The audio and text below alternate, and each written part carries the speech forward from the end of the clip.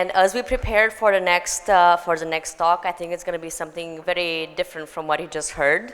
And we're going to be talking about arts. And we are having with us 5 pretty amazing people.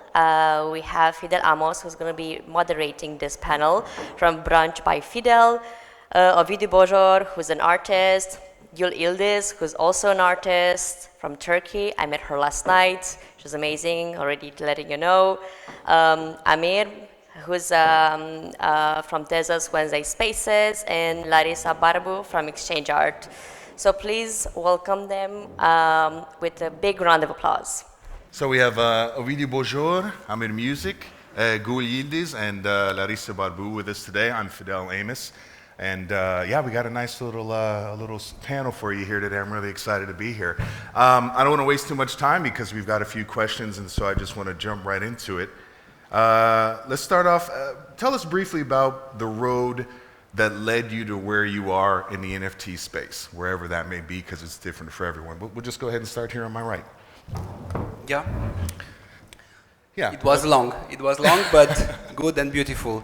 And with a lot of directions and coming back on things, and it was not planned, basically. I just jumped in a random moment when someone asked me about if I ever heard about NFTs. I said no, then jumping into the topic, diving deep, learning things, and then planning and launching my own project. So fantastic! Yeah, congrats. it was. I won't go too much. I don't know how much time we have to answer, but I will let you. Yeah, we'll start off small, and then if we have some more time, we'll elaborate for everyone. Amir, your road in the Web3 space. How did you get to where you are now? Yeah, thank you so much. I started in 2021. It was like just a let's say an order from my client, Warner Music Group, and we started a collaboration of Warner Music, their artist, and Binance. We started an NFT project for this artist. We released it on Binance, and I was an art director of the whole project. I was not deeply into the Web3 space yet, but that was my first touch, and I liked it because of its, like, let's say, vibrancy, because you can do a lot of things there, like way more than on Web2 classical projects. And in the April of 2022, I decided that I really want to know more about how it all works, because I was super curious why people are buying JPEGs for millions. Like, how does that work? And I started my Twitter journey. I started learning, and at some point of time, I started selling my own artwork somehow on Ethereum. And I found out that there is some blockchain that is called Tezos. Shout out to you, my friend. And I heard, like, many people started talking about that. Like, it's super supportive. It's one of the most supportive communities on the blockchain. And I was like, what they're talking about? I dig deeper, and I started hosting my spaces about Tezos just to learn what is that. And soon it will be 2 years of weekly spaces that I'm hosting, and I collecting thousands of NFTs. That's true. I don't know why am I doing this, but this is what we're doing. I'm hosting my spaces every week right now, and yeah, I think that's the most interesting part of my Web3 journey. All right, so a long journey for you as well. Yeah. Yeah, and more than 2,000 NFTs collected. There you go. Yeah. Yeah. Gül, would you like to tell us a little bit about your journey in NFTs to arrive where you are? Yeah. I actually, I was engineering before, but at the same time, I, take photographs all the time, and my main style photography, and I have been doing this job as a job and give training to my students, maybe 16 years. I'm old, I guess, I don't know. And I really love photography because I really love art, actually, not just photography. And then, quit engineering study photography and then master's degree in cinema. I'm full-time artist now, I am. And I guess 3 years ago, some friends told me, there is NFT. You can sell art, you know? Okay, I earn my money, you know, from art because I gave, you know, educations or something. But selling art, different things, you know? But I'm so afraid because I'm so afraid from crypto money. First times.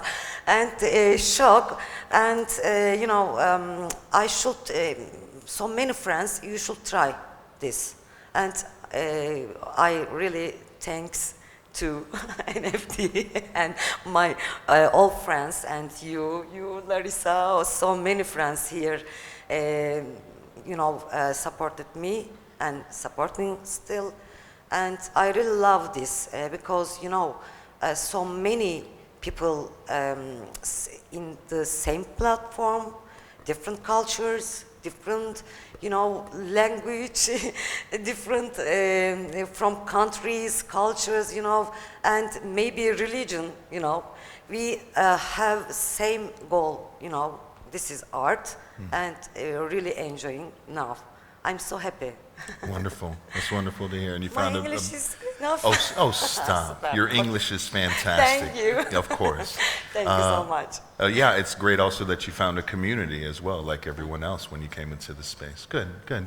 I'd like to ask Larisa, who is on a different kind of coin than we are, but how did your journey lead you to where you are in the Web3 space? Thank you very much, and thanks for having me. Really pleased to be here today. So I run Exchange Art, which is the main one-of-one and editions marketplace on Solana. We started Exchange Art 3 years ago, which in crypto years seems to be quite a lot. And we started it because we've seen on Solana a much better technology than Ethereum to be poised for mass adoption. So in terms of technical design, it's one of the best blockchains designs that we've seen that is really well positioned to be adopted by both global, like by both richer kind of Western countries and also emerging markets. So, and it was really, really funny to see over the past couple of months, especially in the past 6 months, how it seems like half of the crypto community kind of came to the conclusions that we've seen 3 years ago when they realized actually Solana is a really good place to build your application if you'd like your application to address, to have a global market that it addresses. So that's how it started, and the rest is history. Lots of challenges and lots of wins, but we've grown this space. Right now, Exchange Art has 25,000 artists, close to, I think, 80 or 100,000 collectors, something like that, and more than $25 million worth of sales in volume. Oh, so wow. That's a quick rundown, TLDR. That's fantastic. Well, I tell you, I was going to jump ahead to a different question, but I'd like to move, since we're already on the marketplace and the marketplace space inside of Web3, I'd like to kick off another question with you. Does the future of NFT marketplaces belong to smaller, diverse marketplaces, or are we still going to be kind of faced with these giant whales such as OpenSea, such as others? What do you believe? So that's a longer kind of conversation. I think there is a place for everyone in the market, though on particular cases, such as the one that you mentioned, I think there are some things that are missing around vision and implementing that vision. So yeah, I think the future belongs to both of them, especially because we focus on art, and in this niche, every artist kind of has a different view about how he would like his art to be created and traded and distributed. And that's exactly the value proposition of this space, is the distribution layer, right? So you as an artist have full control over your art and how it's being distributed, sold, pricing, mechanisms and everything else, which is quite different from how you do it in a traditional art, in a traditional arts setting. So I think there will always be places for smaller marketplaces or just small individual contracts, like you, Fidel, or you, Gül, can just create a small platform for you and for your project, that are artists that are doing that are selling their art on their own websites. And then they are importing their art on Exchange Art as a secondary marketplace. So that's too an option, right? It's a really nice, it's a really interesting ecosystem living between creatives that are taking everything that's kind of technical and commercial and, you know, business-like, and applying creativity to it and using what we are building in creative ways. So there is a place for everyone. And there will be all sorts of tools available for artists to choose as they please. Yeah. Fantastic. That's wonderful to hear, because I think we all need to have that kind of freedom to be able to select how we want to show. For sure, yeah. For sure. I mean, for someone that just starts, for someone that's a new artist and doesn't necessarily have a reputation, it's not very known, it's probably easier to get onboarded on a bigger marketplace and build your brand there and bring your audience there. And then you see what you're doing going forward, if that's something that it still fits your purpose and your goals, your career, your artistic goals, or if you'd like to choose other paths, right? Yeah, very true. Thanks for that. I wanted to move forward to Ovidiu and then Amir with a separate question. Speaking about artistic vision and speaking about the work that you do as an artist, is that enough? Is talent, skill, the capacity of what you can do as an artist enough to find that road to success, to find that road to success in the Web3 space? There is a Romanian quote that says, "Munca bate talentul," which means like work beats talent. So I think it's not enough just to have talent. Depends also this talent. What's the talent? To have a good marketing skill, or to design well, or to do like cool visuals. But I think you must push with hard work in order to overcome your, not talent, but to improve yourself always, and talent is not enough in any industry. Right. So, okay, Amir, I'd like to pass that to you as well. I don't believe in talent. I don't think it exists. Really. See you soon. Yeah. 100%. Maybe. Oh no, yeah, we'll go that way. We'll go there next. Yeah. Why I'm saying that, just because, you know, like, I grew up in the surrounding of like super just hardworking people, and I didn't see any art or, you know, any culture, let's say, of art or music or something like that. And people around me were not too creative, let's say, and I didn't believe like I can do anything, like I can do something cool. But then I started playing on my shitty guitar, super old. I started learning, and it was super bad. But then over years, I started playing better and better and better. And I decided that maybe I could try to sing. It was awful, but after 8 years or so, people started saying that I'm talented. I was like, what are you talking about? I'm not. Then I decided to try graphic design. And I didn't know a thing about that. But then I started working and working and working, and my big clients that I got, thankfully, they started saying, "Yo, you're so talented, so talented, and we want to work more with you," and stuff like this. So, what is talent? I have no idea. Yeah. Yeah, someone with talent maybe would spend one year in learning guitar, because they have, I don't know, it's like something that you cannot explain. But I would not. Let's say I learn guitar, I have talent, I spend 1 year, and you spend 7. So I have 5 years to get better, yeah, to improve, yeah. I think like talent is not something to define. It's something, I don't know, some abstract, you know. It cannot be like contoured in something. Yeah. So that's my opinion, but it's like I like this that you put it that way, because I'm not agree, so I like debate. So, And it's also interesting hearing because we're different kinds of artists, so it's a different kind of approach to whatever that art is that we're doing. Yes, Larissa, and then So I'd like to I'm pass to you. blessed enough to work and be surrounded by thousands of artists, and we grew exchange art while they grew their careers with us. So we had the opportunity to grow together, and what I've learned is that there are a few factors that are needed. Certainly talent is one, but then in order to be successful in this space, especially if you focus on one-of-ones and editions, there are a few other things needed. One of them is your Twitter presence, and I know everyone will roll their eyes, and I do that too, but investing in your social presence, i.e. Twitter, and then the other thing is building real, genuine relationships.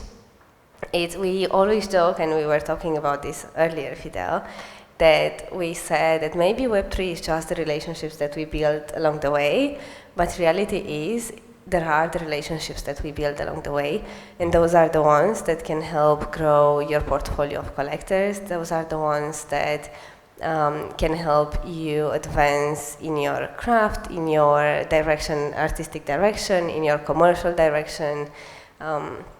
So those are at least two things that we're talking about. Yes, talent, of course, and then the relationships that you're building along the way. And then experimentation, I think it's really important because it's a new space. We are building stuff that haven't necessarily been built before, and they come with challenges, and they kind of position the artist in places in positions in which they haven't been before. Having full ownership of your creation of the art, but then having to do your marketing, having to do your communication, having to build your relationship, having to be present. There is a lot that artists need to do. Now, some of them manage to do that successfully, and they manage to wear all these different hats successfully, and you'll see them on the Exchange Arts leaderboard or on other marketplaces leaderboards. And some of them just realize that there are some of the skills and some of the effort and then the time that they need to put in that can be actually outsourced in a way to different people around them. So then you'll see artists that are partnering with someone else in the ecosystem that's really good at community management or marketing or I don't know, that sort of thing, to kind of, so in order to allow them to focus on what they do best, i.e. creating art, and then have the other people kind of help them with the rest of the skills that they are missing to have success. So because you have this difference from the traditional art where you'd go to a gallery, you'd try to get into a gallery, they'll take between 50 and 80% of the sale price from you, but in that case, you are only producing your art, and everything else that has to do with the sale, the marketing, the communication, relationships and everything else is being taken care of by said gallery.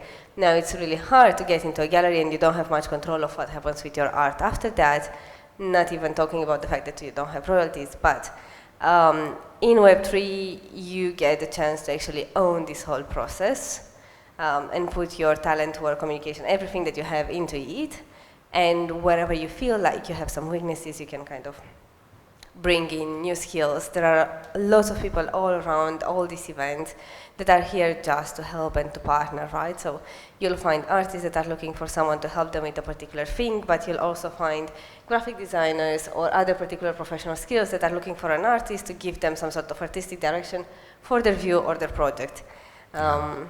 So I think there are a bunch of things that kind of come up to the success, what we call success in this ecosystem. The tools that we are building, and then I'll close down, the tools that we're building also need to be taken in consideration, because if you are a new artist in general into this space and you're not known, then you can sell your art as buy nows, as auctions, as editions. There are multiple mechanisms that you can use. And then how do you start, right? There are a lot of questions, like what do I do now? Do I sell as a buy now? What's the price that I'm starting at? Do I do an edition? How many pieces? What sort of edition? Closed, timed, limited? All these sort of questions that I'm usually asked. So starting to understand a bit the tools that are available and what's better to kind of to start with. It's also an interesting experimentation phase. Yeah. Typically buy nows work best if you are a beginner because for auctions you need an audience that already knows you and wants your pieces, and therefore they're happy to fight for it at a particular time and date that you're setting. They're happy to fight, to be there for you and fight and do a bit of bidding war and that sort of thing. Yeah. But yeah, I think that those are a few things that are needed in order to have success in the space, and of course, easier said than done. Yeah, there's a lot of different changing variables. Speaking about that change in the variables and the things that we experience in the space, I just want to move past this question a little bit. I'd like to start with you, actually, Gül, if I could. What are some other branches, let's say, of art in this space? Because it's not very likely that you do one thing and you just stay on that thing forever. What are some other branches of art that you've explored in, other than photography or other than music? We'll move this way. By the way, I'm old musician too. I was singer when I was young. And I have some issues, my voice, and quit, and then, start take photos. I want to say something about skills or, other question. Of course. A little. Maybe you know that Mozart said to this, maybe 1% maybe skills or talent, other, hard worker. You should hard worker. I'm hard worker girl, by the way. I always, work at the same time 2 or 3 jobs, always. All my life, like this. And I really love photography, yes, but I really love to read and about, Renaissance period, some painters, especially, of course, my actually first love, cinema. I did, cinema master, and when I, studied this, I really so much read book. Maybe in year, 300 books I read. Wow. Maybe 1 year or 2 in 2 years, 2 years, sorry. And I believe this, you should not, or like this, look like this, we should like, or we should look wide angle to world. I really love I really love read about psychology, sometimes art history. I even wrote a book to photography and one about cinema. And I really, like when I look some painters, Correggio, Caravaggio, and especially film director Ingmar Bergman, especially BNV photos. I impress a lot from them, and definitely we should look to world and art world very wide angle, I guess. I use, I take photos, but I use illustration too. I use Photoshop. I used a little AI, a little AI in the past, I'm a really curious person, which is why. And I guess we look differently. Yeah. And talent, yes, it's okay, but I have so many talented students, but some of lazy, But some people, some students, hard work, and really they have so many exhibitions abroad, and I really proud of them. Yeah. I love who work hard. Yeah. I respect this. It takes more than just the talent, exactly. Definitely, Yeah. experience is so important. Yeah. And discipline, yes. Let's actually, I want to. I don't have a mic for you. Yeah, but I wanted to pose the same question to both of you as well. Like she mentioned, branching out into different things. Yeah. What are some other areas that you're in? Actually, the whole Web3 space, like Web3 art, became for me a new branch of, let's say, visual and philosophical experience. I just realized that I'm a huge fan of trash art. Yeah. Yeah, you know, something completely trashy, something super glitchy, super vibrant, and, you know, like kitschy. I didn't know that before, but I realized that I really like it for some reasons. When I joined Exchange Art as a collector, I really enjoyed the illustrators on that specific platform. I don't know how exactly it works, maybe because of your curation or maybe something, but I really love the illustrators on Exchange Art. I think those are two like main new branches for me. And also on object platform, the last one, I found the beauty of magazines. Actually, there are a couple of people or brands, I don't know, they are making like weekly or monthly magazines about NFT art, about artists, about everything, and I just enjoyed, you know, how they compound and compose everything together, and it's like a new media. I didn't expect to see anything like that, but I loved it so much. Fantastic, yeah. Ovidiu? The question was about... What other areas of art or what other arts have you tried in the Web3 space that you found? Yeah. Web3 itself, for me, it's a branch of what I do. Right. Well, let's So say in the past few years in general, then. We don't want to limit you. What I developed, like, intensively, it was my design skills and 3D art, let's say, 3D art, which I discovered during my NFT, let's say, journey, and during my first steps into the NFT space. I discovered this new art, not new art, but I discovered artifact, and I got in love with their style and these 3D models. So I started to study 3D modeling and design and a lot of new software. So I would say that maybe these digital tools to create 3D objects, Wow. it's something like a new branch for me.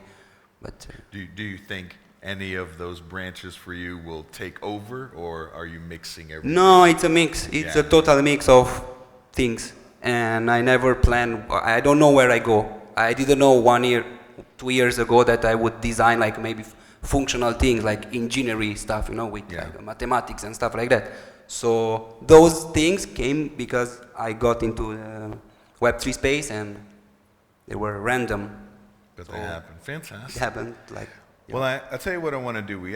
I'm going to lie and say we have about 4 minutes. We have 3 minutes, but I think we have these guys for a while. I want to do a little shotgun round here at the end. We'll give 1 minute to each of you for this last question, then we'll wrap it up.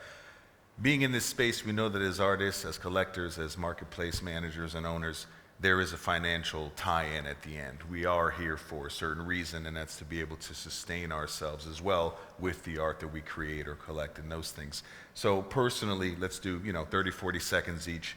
How can a creator in this space build a strategy to have sustainable income? Like, how can you arrive at that road where you are actually surviving from selling your art? Okay, I can start. Yeah, we'll I start would right say that should not be the focus, because if you focus on, okay, let's jump into the NFT space because I can make money out of this in whatever sense, that you won't make it, or maybe you will, but hardcore. But if you somehow see it as a consequence of your work, and you push your limits, and you build discipline again, and you push your talent, and so on, the monetization will come as a consequence of your investment in time, energy, and all those assets that you have. And of course, you must build a strategy. It's not something abstract that comes from the sky, but I don't know, you should know your capacities, and then customize your way. Yeah. It's not like a formula for everyone. Each one has their own formula. Very true. Very true. Thanks so much for that. Amir? I'm always saying leverage your regular job. I'm always saying that because I think that if you are into art, you want to make art. It's not about business, in my opinion, to be completely honest.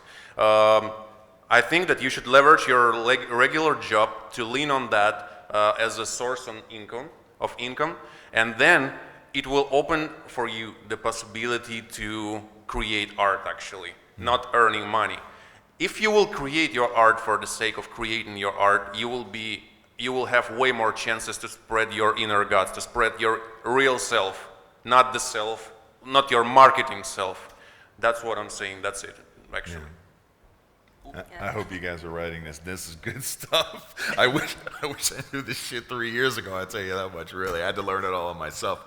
Please, Gül. Same. I think like this, I guess, I really don't trust just NFT, never. I told you before, I have 2 or 3 jobs all the time, you know. My IRL life, you know, giving photography and art history and cinema lessons, and then, you know, I really love NFT part because I have so many great friends there, you know, and believe me, I learn English NFT or Twitter, you know. I really happy about this, and I guess I don't trust never ever one job in my life, and not just skills enough, you know, or talent. We speak this, and you should learn marketing, you know, marketing, connection all the time, engagement all the time, and it's sometimes really, you know, challenged me or hard for us, I guess. But, you know, we are hard workers, I guess, always, and we have hope always, and we're gonna make it, I guess. Bug me. I guess. That's all. Thank you so much, by the way. Thank you. Yeah, I appreciate it. We'll do the last minute with Larisa, please. So I think I'll draw on what my colleagues have mentioned already, but I'll emphasize the fact that you need to find your own path, because there are artists at the moment in the whole ecosystem, being Ethereum, being Solana, being Tezos, that are dropping rarely, for example, but they do one drop where they make 100K, right? So that happens. It depends on what your measure of success is and how do you plan to achieve that. What's more important for you? Is it more important to do one big drop at once a year, something like that? Therefore, you're working the whole year to gear up people for that, or is it more important for you to have regular sales at a different price? And how do you combine all these tools to help you achieve that? So it's a combination of things, and it depends from person to person what you guys are into in terms of effort, risk. You know, it's a risk at the end of the day. Yeah, because everyone is different. Yeah. Everyone has a different path to take, you know, and we all have different goals that we want. Risk is good because once you risk on something, so you work hard for months, and you don't know if it's going to work, and then maybe you won't make it, and of course you can be disappointed, but you must push forward if you want. But when the risk, it's like a success, there is something, it's a very strong boost, you know. So risking, when you feel that there is a risk in front of you, go for it because it's fun. Yeah, and we never really truly know our limits until we push them. Yeah, in every avenue. Yes, wrap us up on here. I wanted to say that the only risk, in my opinion, is not being yourself. Because being yourself is the best strategy to start selling. Yeah. Because you will be super unique, because you are. Yeah. Well, listen, we're a few, I apologize, we're a minute or two over. I'd just like to get a round of applause for our guests. It's been wonderful.